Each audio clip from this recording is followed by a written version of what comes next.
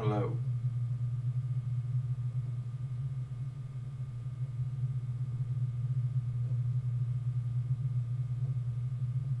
Hello.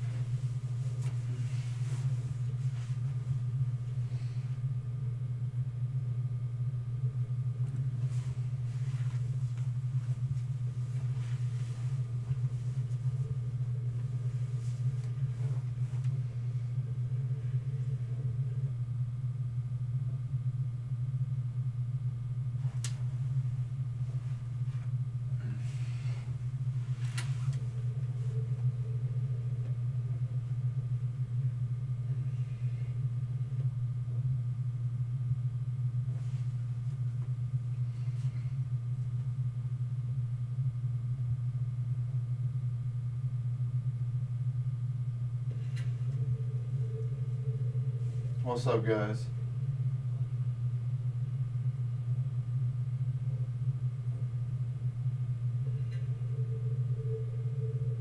What's up, guys? Virtual webcam, or how to use Android device as a virtual webcam for OBS, you can do that. I'll share the link in the description section. I've got videos on using such things. How is this particular video on a 1 to 10 scale? Do share your opinion in comments below. By the way, do you want to learn the best OBS settings for YouTube? I've got a video on that. Link for the same is given in description section. Very interesting stuff to learn. If you found this tutorial good, thumbs up. Also, if you have not subscribed to Technofail till now, please do that by hitting on the red button. Thanks for your time.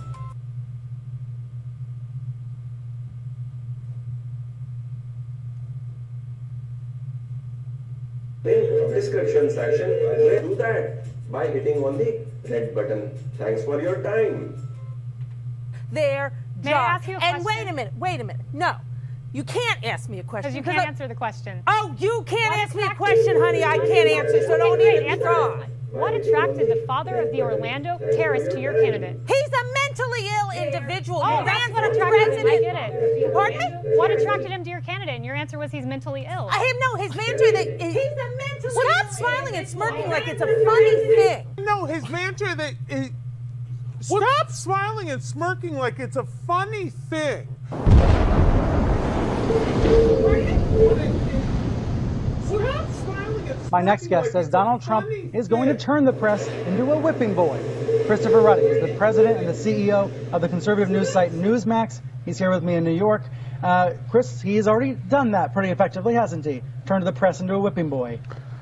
Well, it seems like they wanted to play that role because we talked about fake news earlier in your show, where folks have, and that's been the talk of all the news media. What about biased news?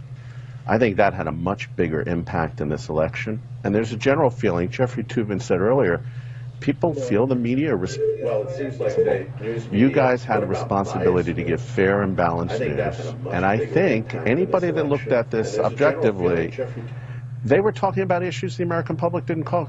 Trump's Twitter, Trump's Hollywood Access.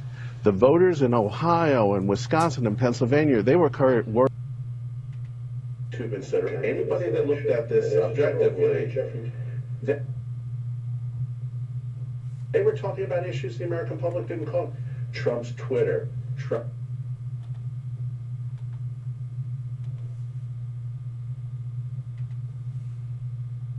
Hollywood Access, didn't call. Trump's Twitter,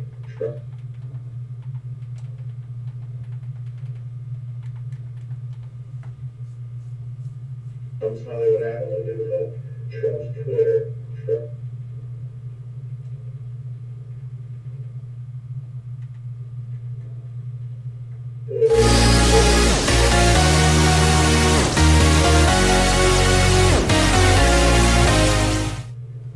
How's it going, guys? It's Poetry Stud here, and I'm about to give you guys a guide on how to get the most from OBS, Open Broadcasting Software. If you don't have OBS already and you're looking at this video to try and get a feel for the program, I would suggest go and look at the website. I'll leave a link to the website here in the description. Probably leave a link in the video as well. But anyways, for those of you who haven't and are wondering how to get the best out of it, the best video, this is going to be about that. So as you'll see, I have my awesome Gurren Lagann background. I'm going to go to my OBS and open it up. So we're here. I'm going to make it full screen for you guys. So we're going to go to settings, because where else would you go if you want to change the settings? So yeah, let's get right into it. So first we're going to go to encoding. Make sure encoder times 264 is checked. I think you can use these as well, but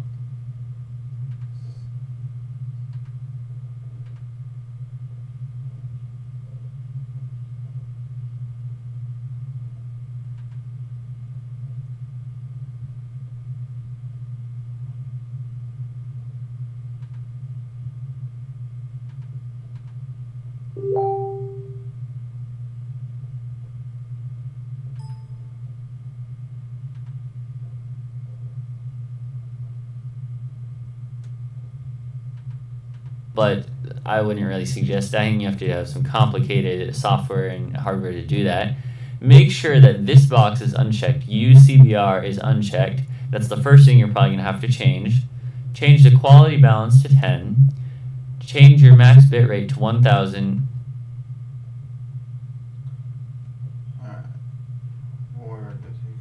You can use these as well, but here, I'm going to make it full screen for you guys. So we're going to go to settings, because where else would you go if you want to change the settings? So yeah, let's get right into it.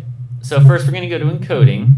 Make sure encoder times 264 is checked. I think you can use these as well, but I wouldn't really suggest that. You have to have some complicated software and hardware to do that. Make sure that this box is unchecked. Use CBR is unchecked.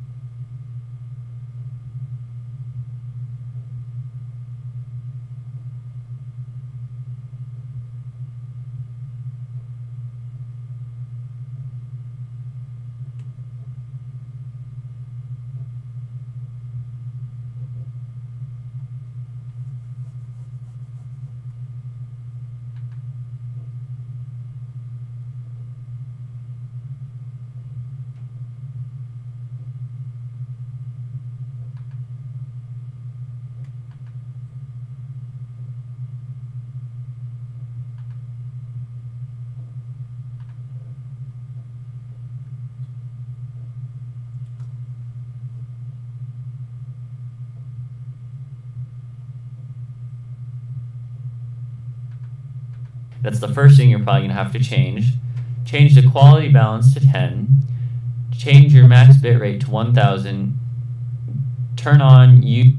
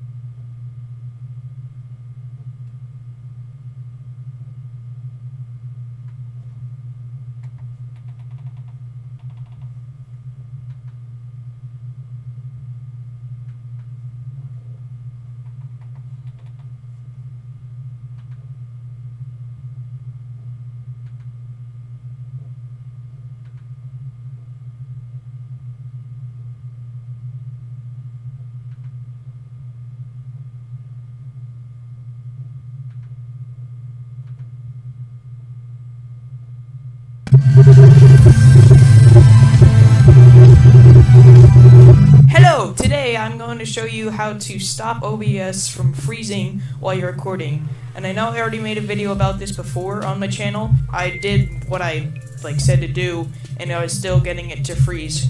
So if you haven't seen my other video, I'll show you now how to fix it. Alright, so the first thing you want to do is, as long as you're on Windows 10, or if you have two monitors connected, what you want to do, if you're on Windows 10, click on Task View and drag OBS to the second desktop, and that fixed it for me for a while, but it still ended up freezing eventually again.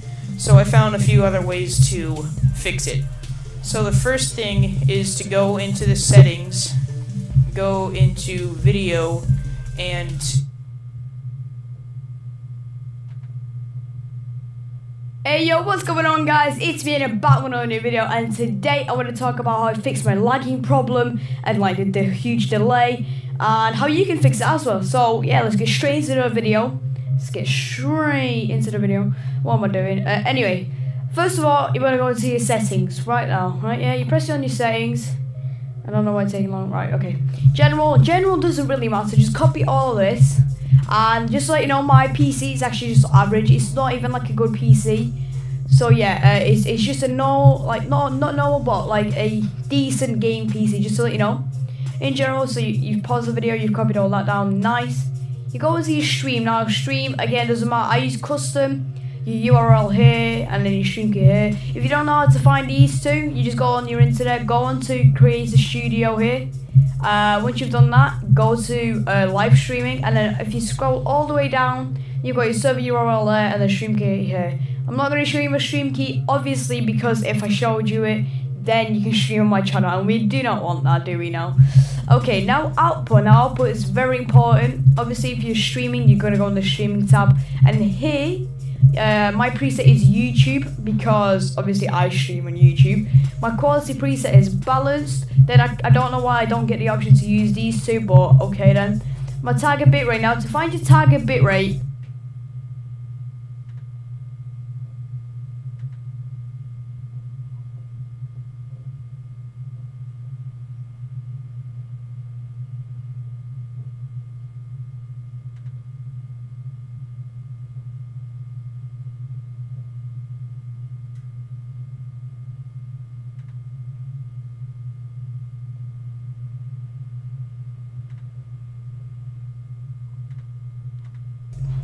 now, this is a very important thing, you know. You need to find what your upload speed is. So you just want to go on test. I don't know, what is it? No, wait, what's it called now? Well, just go on internet speed test. You go on that. Okay, I don't even know. Yeah, speedtest.net. That's it. It's that one. So then this loads up. I'll leave a link to this in the description, so don't even worry about that. But you go on speedtest.net, wait for it all to load up, and then you press begin test. Has everything loaded up? I think so, right? Okay. So you press that. It doesn't even take that long. It literally, I'll do it on the spot now. I'll probably cut it though. I don't know. Wait, no, it's actually new. So as you can see, my download speed is actually pretty good. It's around 34, 35, something around that. But when no one's using the internet apart from me at my house, then it's obviously good. And I usually do stream when no one's at my house or when no one's using the internet. So my upload speed might be a little lower. But usually my upload speed is at around like 8 Mbps. Right now it might be a bit lower, like 7. Yeah, so usually around 8 or 9 I'll have my upload speed. So don't mind, you can tell like, it's pretty good, right? It's decent, it's above average, I think. So once you've done that, you just gotta like experiment with your target bitrate. Mine's 2500, and remember that's in kbps, so kilo something. And I'll have my upload speed. So don't mind, you can tell like, it's pretty good, right? It's decent, it's above average, I think. So once you've done that, you just gotta like experiment with your target bitrate. Mine's 2500, and remember that's in kbps, so kilo something. I don't know, I'm not that good with those terms, but kbps is called. So I do 2500 because I feel like that's a decent amount, you know, for 720p streaming. That's actually, and recording is actually decent. For recording, however, I do have 5000 because recording is obviously different to streaming. Streaming, you have to use the internet and everything to actually stream. Recording just like without using internet. So yeah, that's when recording it. Copy all of that. MP4 because you know, all the other ones are pretty bad, all the other options. I don't think I can actually change it. Oh yeah, of course, because I'm actually recording right now. Keyframe interval 2, again YouTube balanced, main CBR, and then at the very bottom basic. Audio, I just use 192.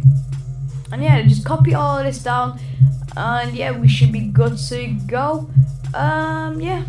On your audio, just copy all this down, but find your sample rate. You're just gonna have to know that by yourself. I don't even know how I found out. It's been a long time since I found out.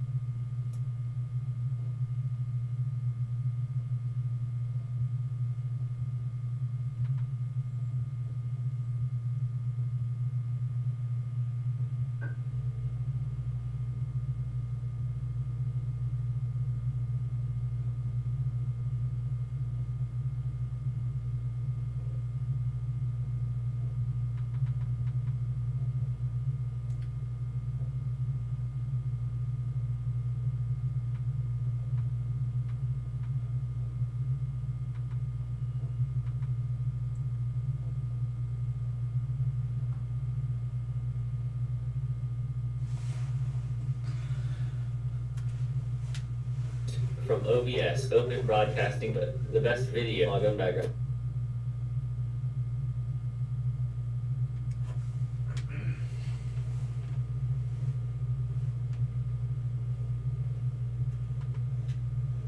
From OBS, Open Broadcasting. About jobs and trade And Donald Trump, to his credit, was in those states talking about those issues. You guys missed the story. That's looking back. Backwards. Donald Trump keeps looking backwards. Everyone seems to be talking about the election like it was yesterday. It's like an election never ends. I would ask you if you've seen bias in recent days, recent weeks, since the election. Well, I think looking backwards is very important, and the election was just a very short period, and the president isn't even inaugurated. True.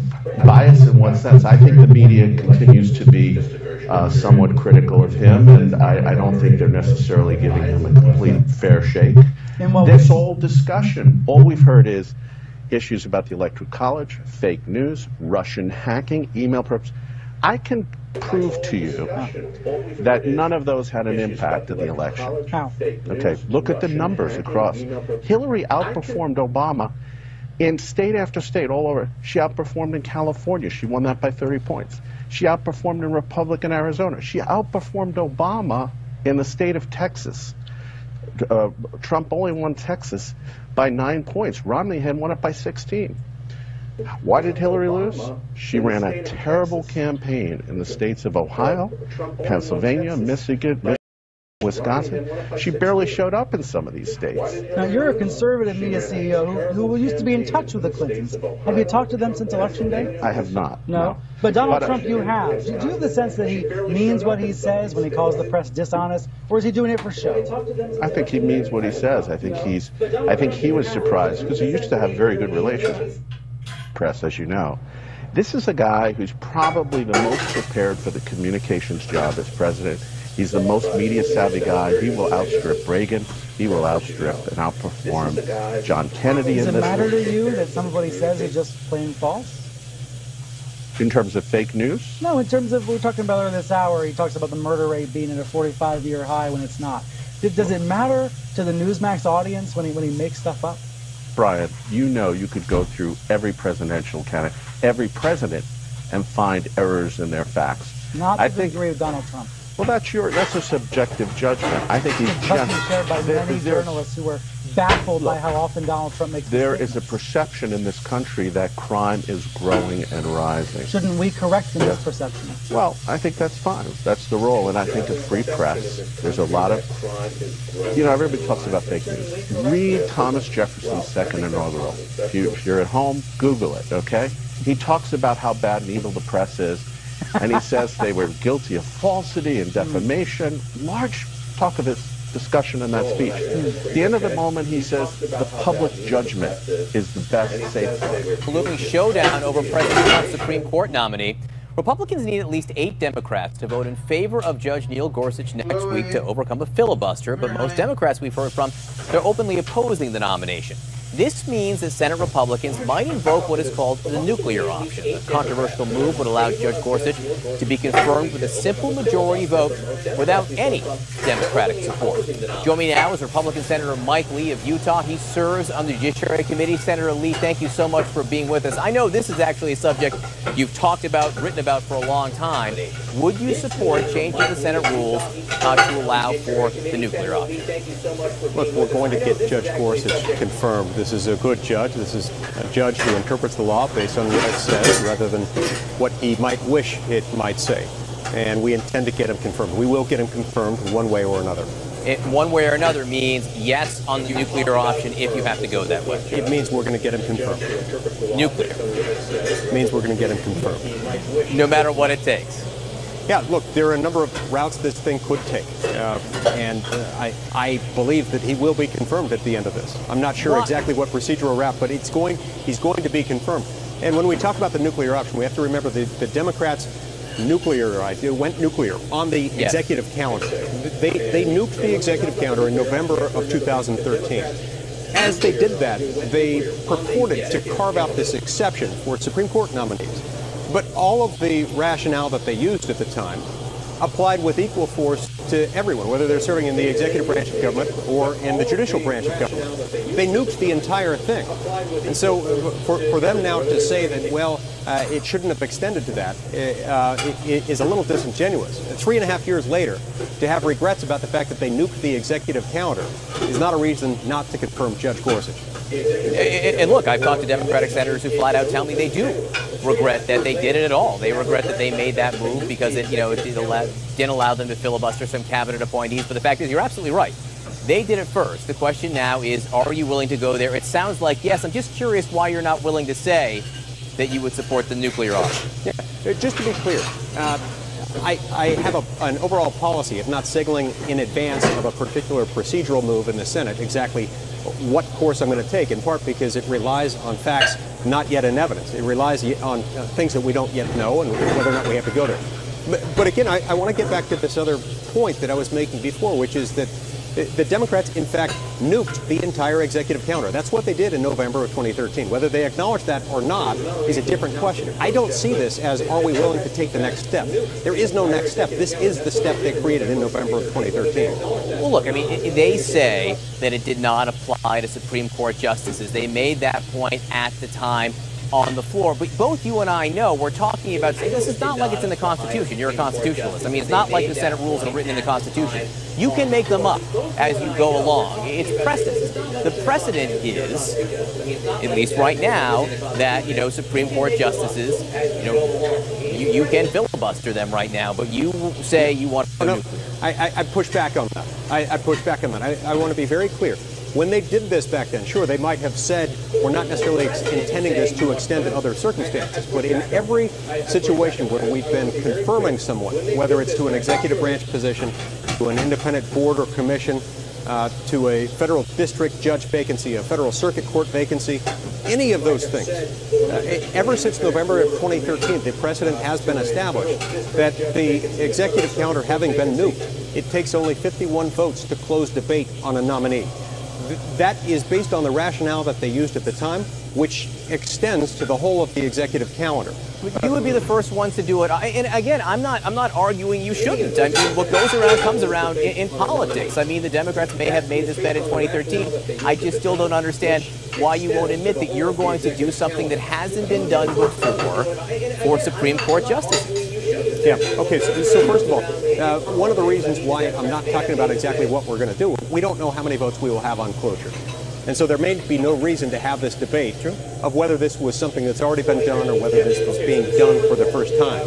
And like I say, I have a personal policy of not signaling in most circumstances what procedural steps I might take in the Senate before we know whether it's going to be necessary anyway. But since you're pushing back, I have to point out it's not really taking a next step. This is the step they took in November of 2013. Every single argument they made in support of their decision to nuke the executive calendar extends to the entirety of the executive calendar and not just to the non-Supreme Court nominees. All right. Again, Democrats would disagree with that, but I think we've run the course on this subject. Oh, I think we've run the course. Let me ask you, can I ask you one question about health care? I don't want to lose you on health care. I don't want to lose you on health care. Democrats would respond differently, but you asked them what they said just a few weeks before the November election this last year. They were already signaling that they were going to apply this in the context of Supreme Court nominees. So the fact that Democrats may say otherwise is contradictory to their own arguments and to their own statements just before this election. I understand it, and they, of course, the two words that they might say is Merrick Garland. So when you're talking about rules here, you're talking about precedent. Again, it's just you guys have the power right now. You can do this. All I was trying to get to was... I have no idea. What does Merrick Garland have to do I think what Democrats would say... I think what Democrats would say, for Republicans would say you shouldn't filibuster a Supreme Court nominee, Democrats would respond and say, well, you shouldn't block a Supreme Court nominee from even having hearings on Capitol Hill. Fine. All I was saying was the political environment that has been set up over the last 2 years because of Republicans and Democrats. Gotcha. But again, the same arguments that they used to go nuclear in November 2013 and the same arguments that they were making just weeks in advance of the November 2016 election lead to exactly the outcome that they're now decrying, that they're now calling out against. And I think it's disingenuous. I only have time for a yes-no question. Well, joining me now is CNN political commentator and former executive director of the Congressional Black Caucus, Angela Rye. Also, William Smith, who was chief counsel for the Senate Judiciary Committee when Senator Sessions was a ranking member. He's currently chief of staff to Representative Gary Palmer. William, let me start off with you. You worked for Senator Sessions. You know the guy. Did he ever exhibit any racist behavior? What do you make of the allegations from 30 years ago? He never exhibited any racial behavior. If you look at the testimony of Mr. Hebert, who you just had there, he has provided false testimony to the Senate Judiciary Committee during that confirmation hearing. If you go back and look at the real transcript, Mr. Hebert had to supplement his testimony to admit that he lied during that confirmation hearing. So you're saying categorically that Sessions is being smeared on this? That's exactly right. So there's no doubt in my mind that Senator Sessions is being smeared. If you go back and look at the transcripts and you look at the testimony that Hebert provided, later on he had to come back and say, I'm sorry, I lied at this confirmation hearing. Angela, how do you reconcile what William was saying about the Senator Sessions that he knows personally? So there are a couple of things here.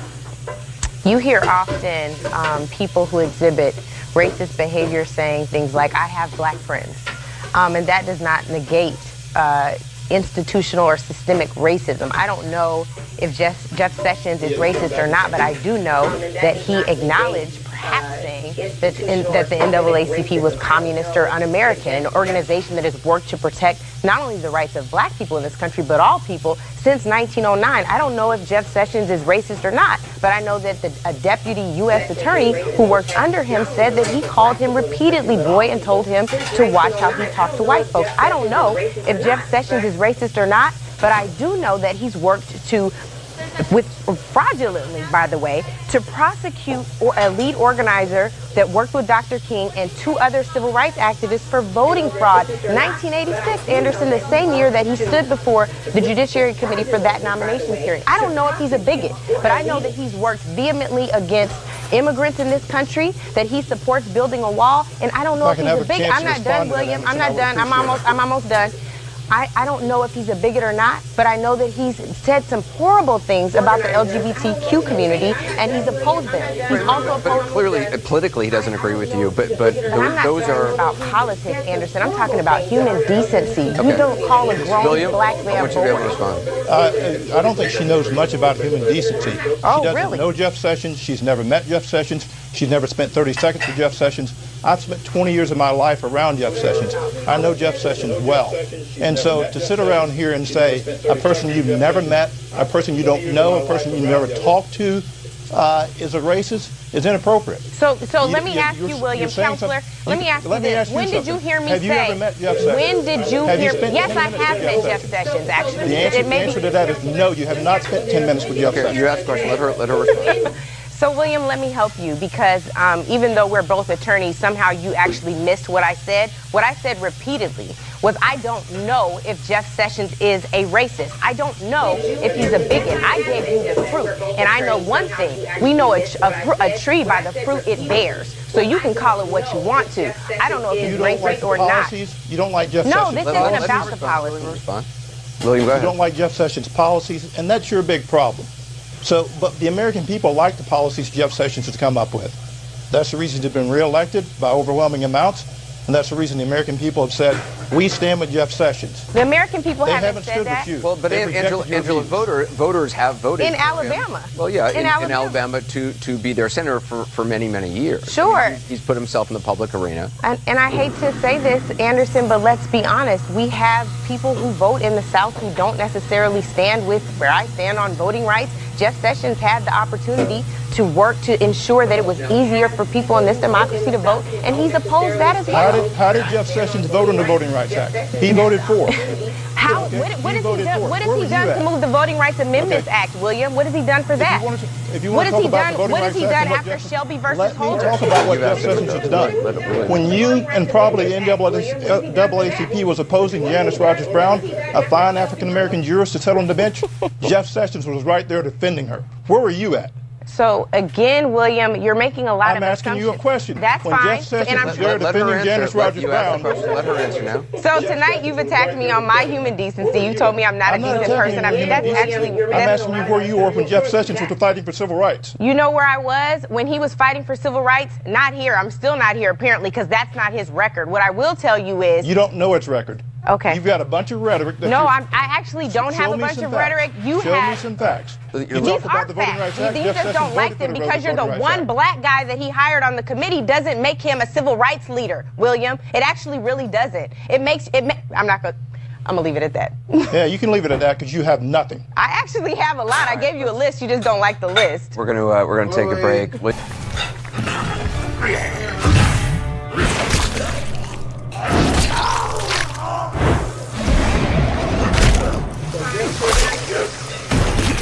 Reptile wins.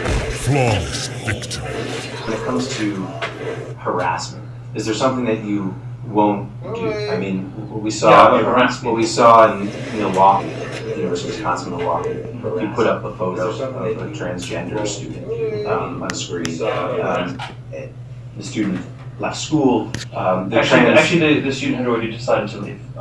They told. What we saw in Milwaukee. School.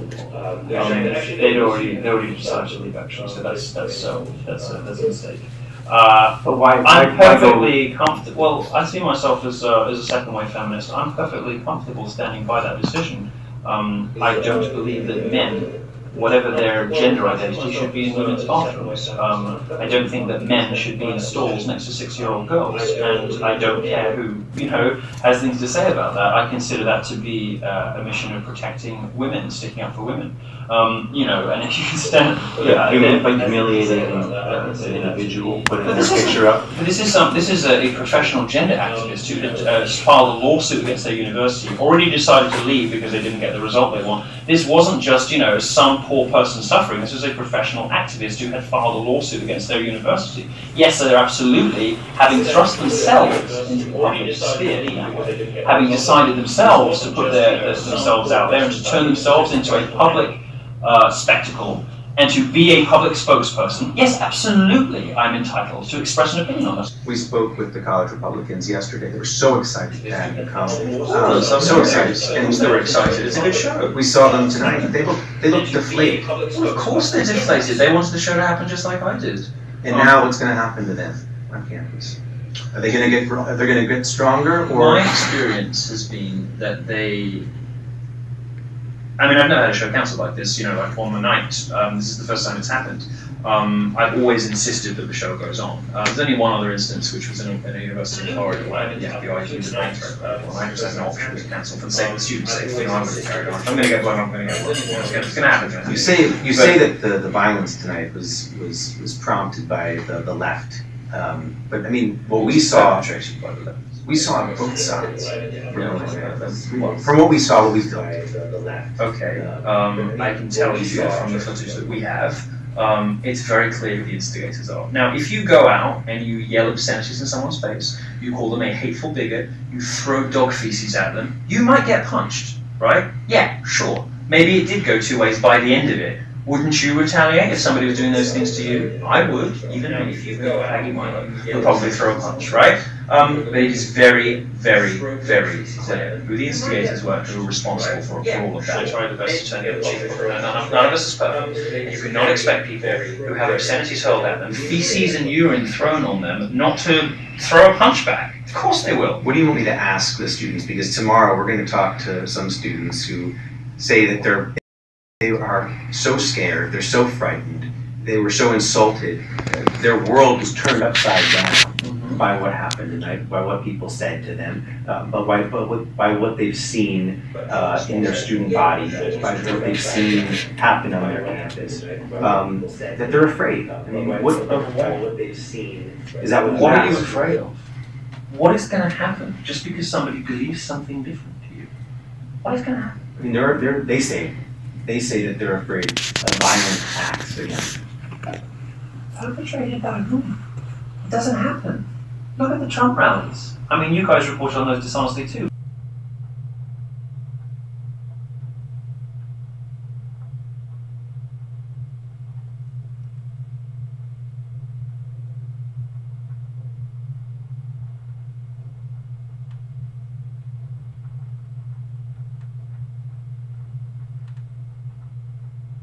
I just want to tell you guys the truth about what I've seen. I've seen demons. I've seen the devil. Kept telling me, are you going to give up your soul? That was the first time they asked me if I'd give up my soul.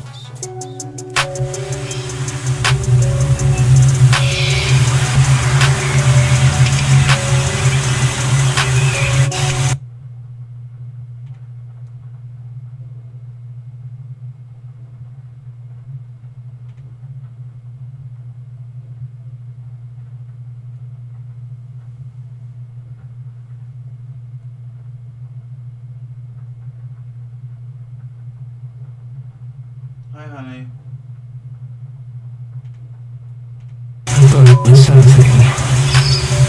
Hey, get over here. Experts are investigating after several balls of fire appeared shooting over the city just after 9:30 p.m. The bright lights only appeared for a few seconds, but you can see them moving across your screen.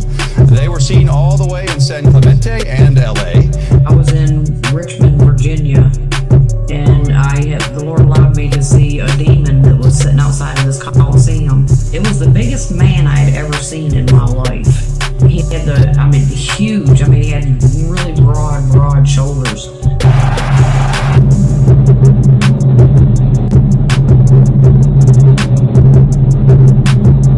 When I walked past the hospital that you can see in the dashcam footage, I walked towards the car and saw the sky light up. It was very bright. I saw a fireball. About 30 seconds later I heard a loud explosion.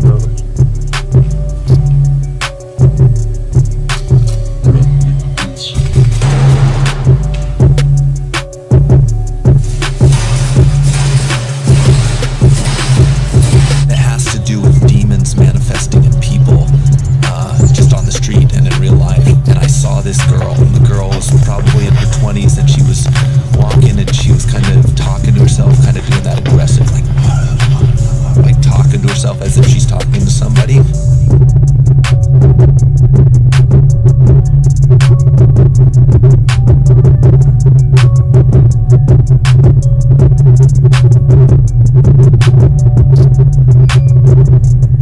Manifestation of a demonic entity and possession of a friend of mine. This thing out of the corner of my eye appeared. Okay, we have about 10-foot ceilings, and this thing stood, about 8-9 foot tall. Had big, broad, wide shoulders. Started up there, it's just made its way across, and now it's way over there. Yeah.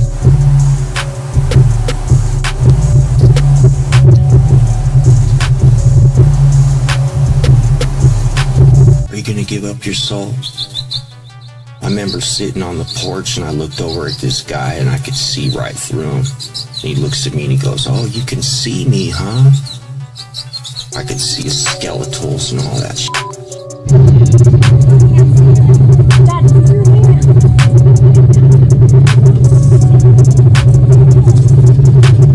What was that thing?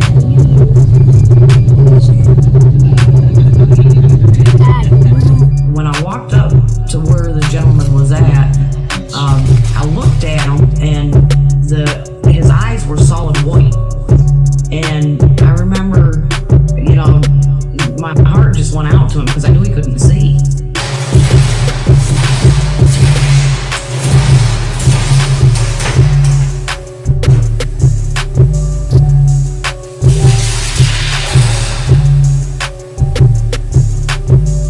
She looked at me, and I was walking, and she looked at me, and she got this face like she was really angry when she looked at me.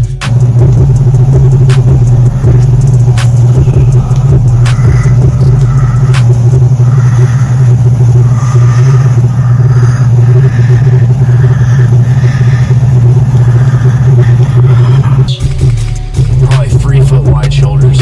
I catch it out of the corner of my eye. Okay, it just came through the wall and just stood there over in the corner of the room. And at that moment, the exact moment, every single hair stood up on my entire body. And then I'd hear this noise and I'd sit on the front porch and I could hear it sounded like a spaceship almost. And I'd sit there and all of a sudden there'd be crowds of people. I used to call them space tourists.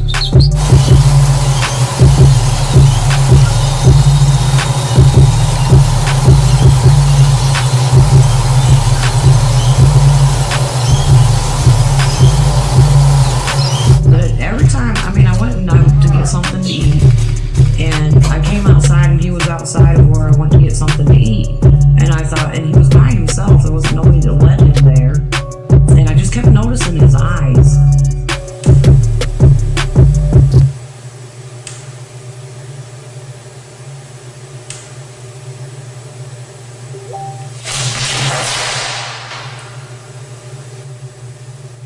Then she started walking it's not the other way, but diagonally, away from me.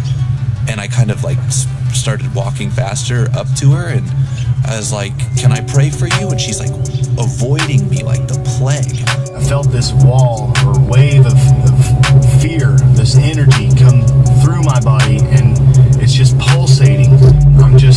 I'm freaked out, okay? And at the exact same time, all that transpired within a few seconds. At the exact same time, I was only 18 at the time. Every time I hear that noise, I'd go run out and sit on the porch, and I'd wait to see all these people just show up.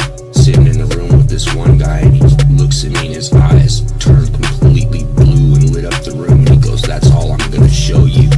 I just went outside and spotted this out in the sky. And we get a lot of planes flying, and they leave a contrail, but this is very weird looking. If I can get it to focus. And then when I went back to the convention and I come back outside again, he was outside of another entrance that I came out of. And again, he was by himself. There was nobody with him. And so I just continued to pray for him and everything. I was like, can I pray for you? And she was like keeping this distance, like she could not be near me. And I kept asking her, can I pray for you? And she just would not get close to me.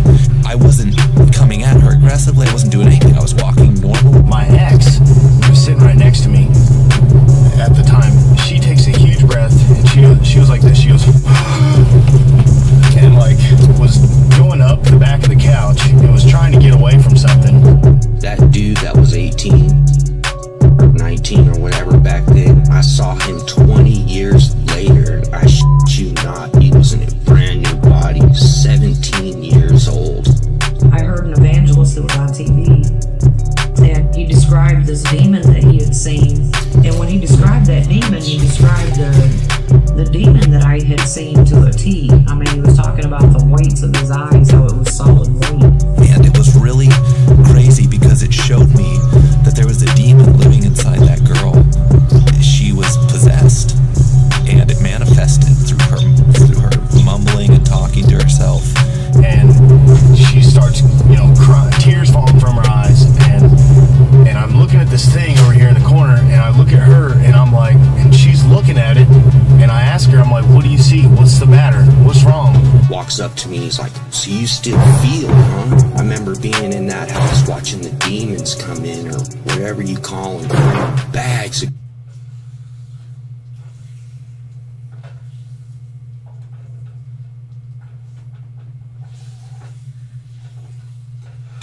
the President of the United States of America, President Donald Trump.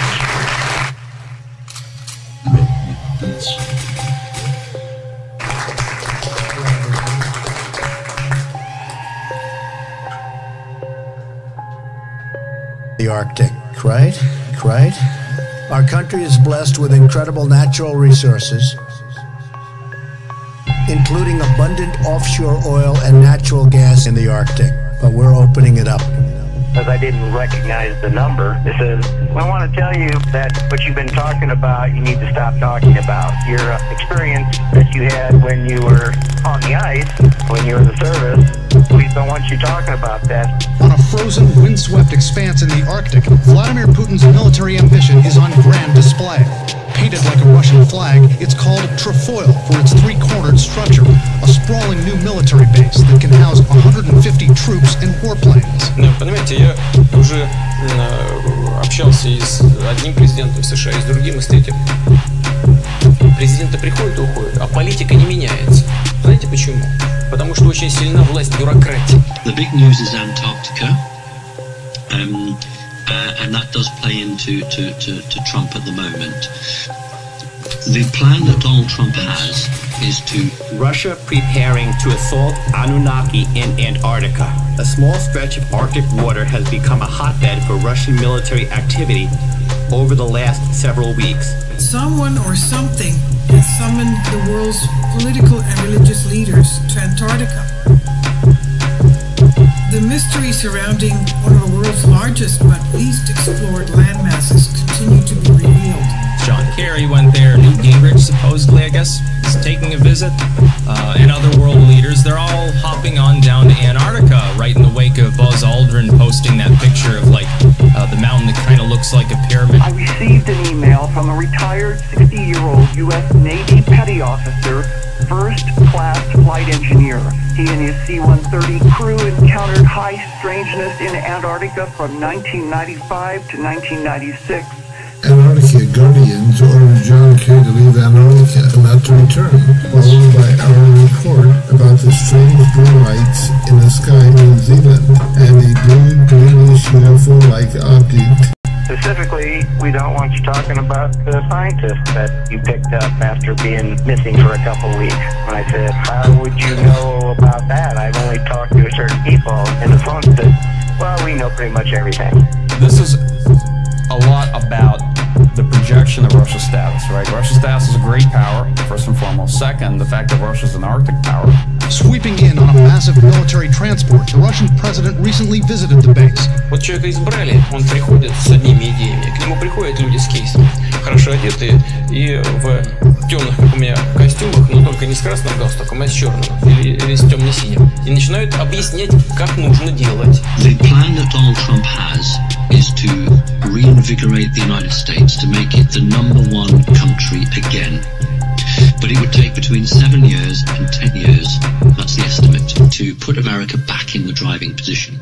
Residents near the Norwegian island of Vardo have reported seeing an unprecedented buildup of Russian military forces in the area, including ground, naval, and air units involved in strange and unusual military maneuvers. Antarctica seems to be giving up its secrets. Numerous political and religious leaders, including former Secretary of State John Kerry, have been taking secret trips to the remote continent of Antarctica. A large amount of the ice on the fringes of the continent is starting to slide off. The continent has begun to thaw. When that happens, you have no conception of how much mineral and energy wealth is in the continent of Antarctica. They all saw rapidly moving silver discs over the trans-Antarctic mountains. Brian and his crew also saw a huge football field-sized hole in the ice, only about 5 to 10 miles from the geographic South Pole. The primary reason of John Kerry's visit was to initiate contact with the Antarctic Guardians. It becomes clear that the strange blue light in the sky has been caused by these Antarctic beings. And then they said, just don't be putting that out there anymore. Certain people would prefer that you not talk about that. And then I said, well, I'll consider that. And then the phone went dead. There was a click. Whoever on the other end hung up. Putin made a show of traversing a glacier and hammering at the ice. Russian troops will be living under the harshest of conditions, 18-month deployments where the temperatures can dip well below zero. Это происходит от одной администрации к другой. Вот что-то изменить — это достаточно сложное дело. Это, я говорю без всякой иронии. Это не потому, что кому-то не хочется, а потому что это сложно. Вот Обама. He doesn't have that length of time, and he has set a plan to do all of that in 18 months. And the only way he can do that in 18 months is to release alien technology. But they're not calling it alien technology. Many military analysts believe the frozen tundra, located just 30 kilometers from Russia's Kola Peninsula, is a staging ground to thwart Western expansionism. But as of yet, no one in any official capacity has explained why they're flooding to Antarctica all of a sudden. It would take an expert with a wide body of knowledge in fields including... Where often we look at Antarctica, all we see is the surface, which is just ice. We say, well, there's nothing there. You know, you'd have to drill through 2 miles of ice to extract any resources. The little bit that's already thawed, they found a bit of coal. There was supposed to be a no-fly zone, but during an emergency medevac crisis, to speed up their trip, they flew across that no-fly zone and saw apparently what they were not supposed to see. I was like, wow, this is out of the blue. What did you do next? Well, I was kind of curious, so I took the number off my cell phone and Googled it on the internet. It came back as the general phone number for the NSA. It's known as exotic technology, that's what it's called in the intelligence services. And he wants to release some of this hidden technology to the corporations so that they can get going very quickly Our Moscow source, however, paints a much more sinister picture. Russian forces, he says, are training for a massive strike against an Anunnaki hive in Antarctica. Religion, science, politics, and history to unravel the web that has been weaved by governments and secretive scientific organizations over the last 7 decades to understand what's really at play here. The continent of Antarctica was once temperate in the past. It has just as much mineral wealth, certainly, and probably as much energy wealth as any other continent. But none of it has ever been tapped. A huge hole in the ice that looked like it was an entrance to an underground installation.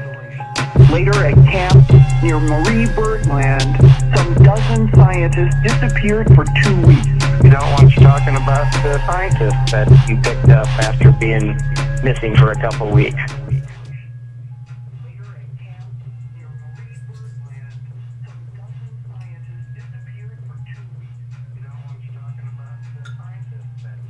So Obama's talking about all of this with the global warming and that, and a lot of it's a hoax. It's a hoax. I mean, it's a money-making industry, okay? It's a hoax. And I believe strongly in clean water and clean air. But I don't believe that what they say, I think it's a big scam for a lot of people to make a lot of money. Are you the pilot? Yes, ma'am. Okay, can I ask you a question? Sure. Okay, can I put you on camera? Do you mind? Hold on, just like that. Hey, do you know anything about chemtrails? No. Okay, yeah. Just a question to you. Hello. Hi. Do you speak English? Sure, what do you need? Okay, just a question. Do you know what is a chemtrail? The what? A chemtrail. I do know what a chemtrail is. Yeah. About the chemtrail generator. Oh.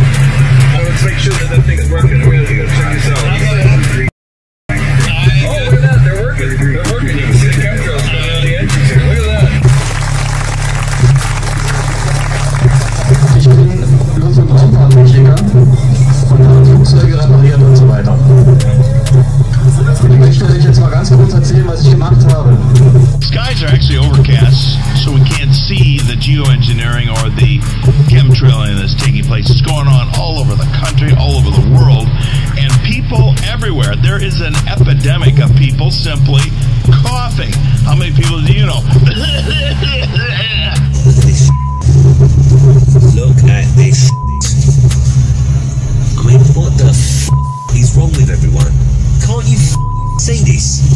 Can't anyone see this in the sky? So a lot of WestJet planes flying over top of the place I'm visiting here in Calgary. So the people are behind the chemtrails here. Turn around. Watch. What they found out was it started interfering with the ionosphere. And when they found that out, it became an experiment. And it's been an experiment for a multitude of weaponry ever since. You mentioned earlier that you're a pilot. Yeah. Talk about chemtrails. We hear a lot about that. What are those, and are they for real? Well, when you look into that and ask questions, they say, oh yeah, contrails. No, contrails. I'm dying to take a picture. Oh, that's cool. My neighbor, so I chemtrail jam, doing a video. Chemtrail generators are on. And yeah, there it is. Look, you can see it.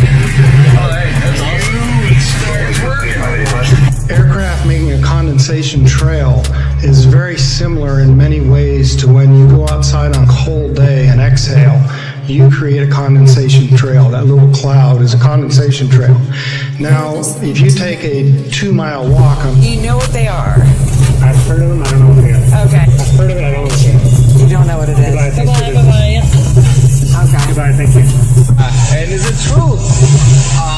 Well, there's a big debate. Yeah. Are you filming me? Maybe. Okay. No, I want to go on record there. Okay. No, but do you believe it? If you take a 2-mile walk on a cold day, you can turn around and you can see your condensation trail tracking all the way back for 2 miles. That's how crazy it is to think that what we're looking in the sky is actually condensation trails. Ich habe auf dem militärischen Sonderflughafen Oberpfaffenhofen in Zusammenarbeit mit dem Deutschen Luft- und Raumfahrtzentrum ein Flugzeug mit einer Sprungeinrichtung ausgestattet, was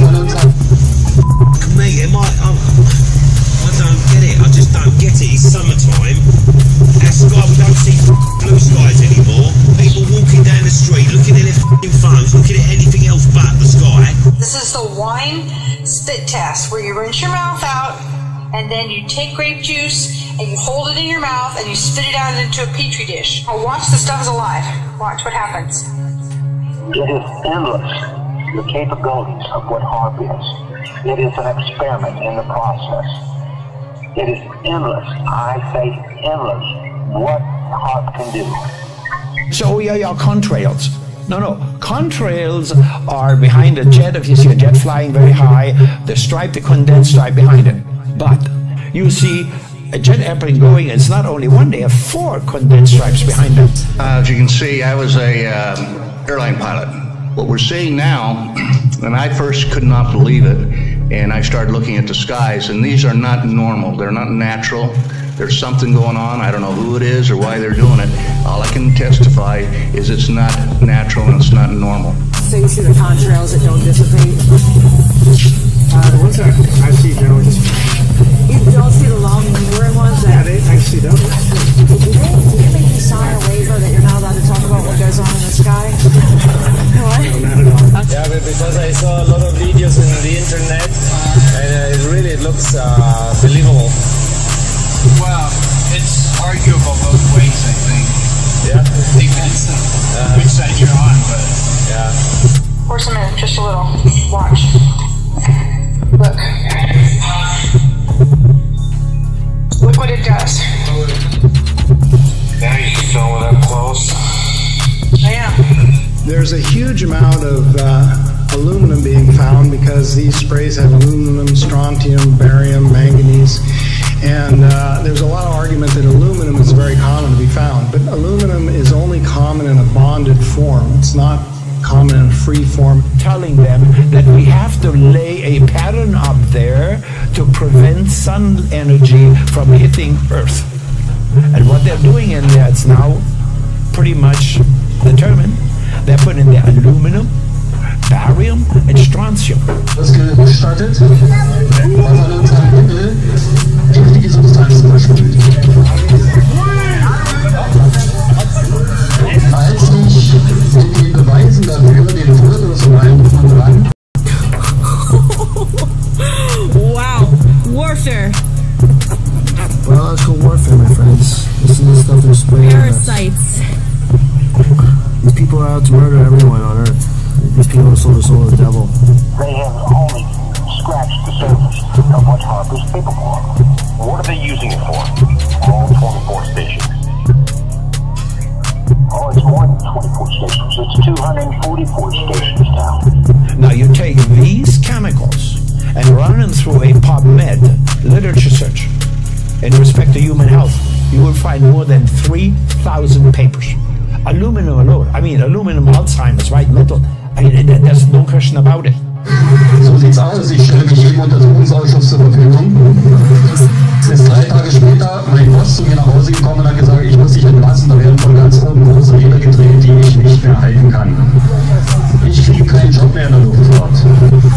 Suddenly the stuff that they're laying out there comes down in rain. If it falls on crops, it kills the crops. It's like they have big blisters on any one of the crops, vegetables or things like that. Organic crops, totally destroyed. Can't even use them.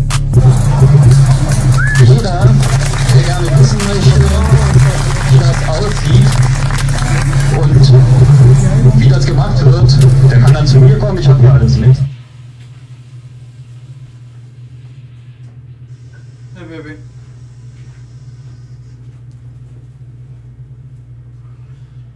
This is a Chucky Beat production. And I am so proud to be here, folks, because I love activists. If we're going to take this country back, it's going to be activists that does it. And you're it. Praise God. Thank you. Thank you so much. We, ladies and gentlemen, mean us, the American people, not some bumbleheads in Washington, D.C. It's us. Not them. My name is Sergeant Rick Schiff. I'm an 11-year veteran of the San Francisco Police Department. I hold the department's highest Medal of Honor for bravery. That used to mean a lot more to me than it does now. What I'd like to talk to you about today is my 7-year-old daughter. My name is Zach Taylor. I'm a retired Border Patrol officer. My main job was understanding and having intelligence capabilities about drug smuggling across the U.S. border. Hello, I'm Ted Gunderson. I retired from the FBI in 1979 after more than 27 years service. At the time of my retirement, I was the senior special agent in charge of the FBI Los Angeles Division, with more than 700 people under my command and a budget of more than $22.5 million.